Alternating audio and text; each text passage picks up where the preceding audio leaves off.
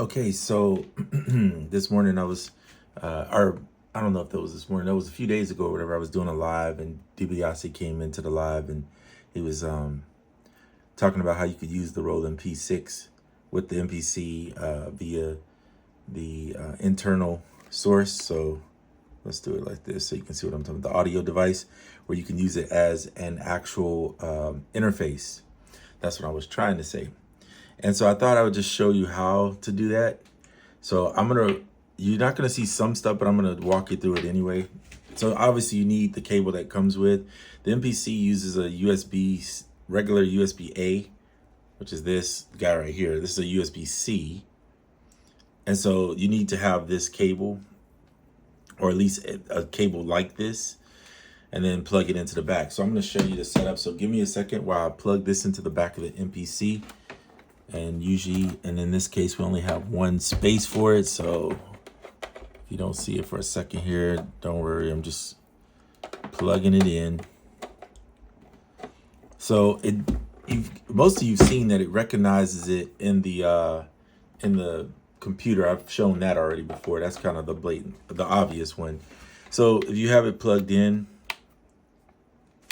and then you turn it on, you'll see it's on now. You have to give it a second. It does take a little time to get it set up. Okay, so it's on now. You don't hear anything because you do have to set it up here. So if you go into menu, preferences, go to audio device, click here, you'll see it populates for the Roland. And now this is acting as the actual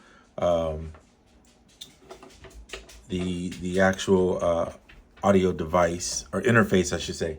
So let me grab a cable that I just put over here, just so you can see that it works. Oops. Let me undo this cable real quick. That's my dog in the back. I don't know what she's doing over there. It's tearing up something. Hey, what are you doing? All right, so I'm plugging it into a speaker, which is off camera. It's just a little portable speaker. It's not a big deal. There you go. I use the same speaker almost every time. And then, of course, now the volume is here. So you're going to have to make sure you adjust here. Because hello? What are you doing? Hey. Sorry, the dog is wilding up. All right, so now everything comes through here. So what I'm going to do, just so you can see this, is I'll just go back to the menu, add a new track, grab a plug-in real quick. Doesn't really matter which one, but we'll grab a stage piano. Give it a second here, close that.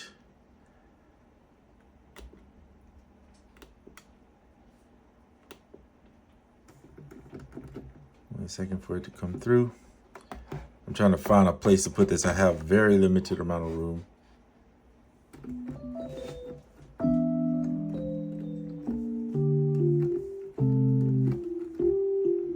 You have a volume on the MPC itself, but this is going to be now your main volume.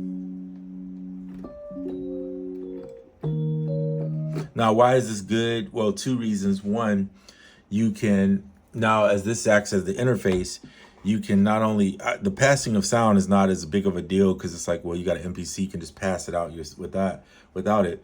But now you can sample into here directly. So you could build something, maybe a sequence in here, sample it in, and then play it back into the MPC.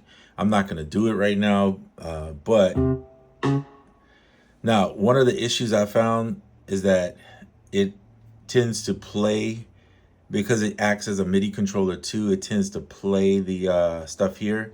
So the way I fix that to make it work is you have to go into the settings here. Hopefully I'm not blocking. And in I think it's in the IO, instead of it saying all ports, you have to send it to, I think it's, how did I do that?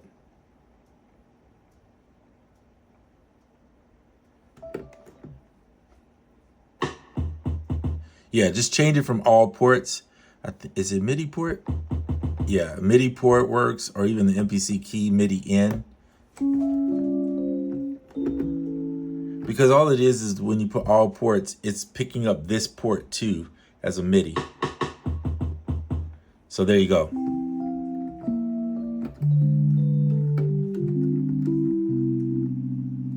So that's one way to do it. All right. So I'm sure somebody else has some other ways they can do it, but the MIDI in just has to be changed in that particular portion. Otherwise, again, if you put it on all ports, it's going to act as a MIDI channel too. So I just move it to the keys.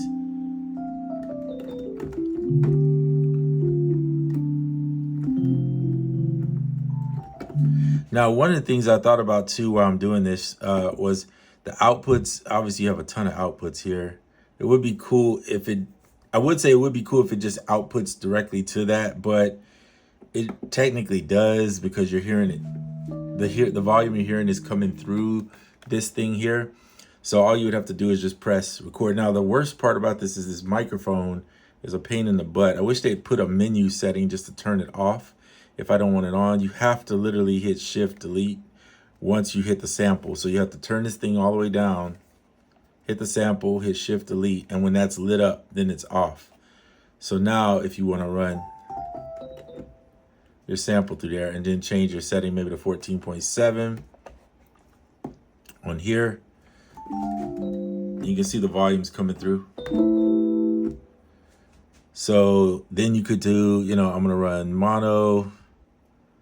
I'm going to set how many bars it's going to be. I just do 2 bars is fine. Turn the threshold up to -24. So that way when you hit the sample, it doesn't just automatically start recording. And then adjust the level, the gain level. Hit sample. Again, well, you got to pick a pad. Hit sample, pick the pad you want. I'm going to pick this pad just randomly. Oops. Pad. Sample. You need to be somewhere where pads are lit or else it won't work. So we'll just do this pad. Then you can pick your 14.7 is what I'm going to use. Again, adjust it to, I'm going to put it at mono. I'm going to set it for 2 bars. And then this is the 24 dB, which you want. And now when you hit resample, it's standby, right? So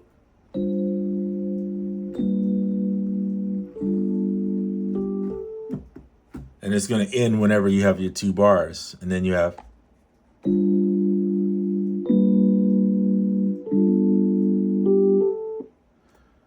all right, and then you can turn lo-fi on if you want.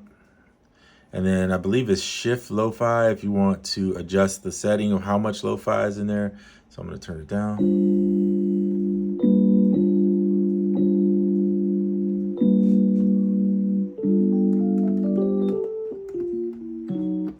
Boom, that's it.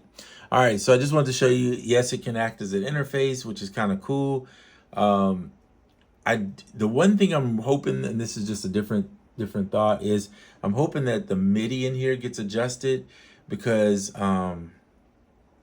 primarily because when I want to go into, let's say I want to go use it with the iPad and I want to use maybe I want to play keyboard mode for chords or something, and you put it in keyboard mode, which is cool, but you can play the chords on here, but for some reason, every time I try to play, and you can of course play it on the keyboard, but when I want to, like, let's say I want to use tonality or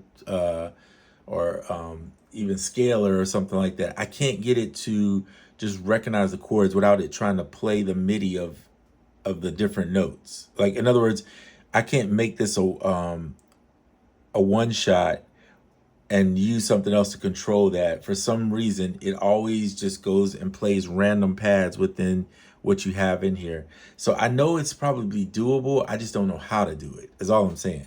So I wish they would put something out that would be a little more clear on how to use that. Or if somebody knows, if you make videos, it'd be cool if you put a video out showing how. I know you can MIDI in and play, but how you could use like an iPad app to be a controller. Like, let's say I don't have the MPC because this is obviously a big controller. I'm not traveling with it, or moving around with it. But if I wanted to use a keyboard on, let's say, AUM or something like that, it would be cool to see somebody do that. And I still haven't figured it out because, yes, it recognizes it, but it also I don't know how to change the MIDI channel within that device to make it work. So anyway, that's just something I'm looking forward to. But this wasn't about that. I just threw that in as a bonus thought. And yeah, just wanted to show you that, yeah, this thing works nice like this. And you can send audio right back into the MPC really easy using it. So anyway, that's it for this video. I'm out.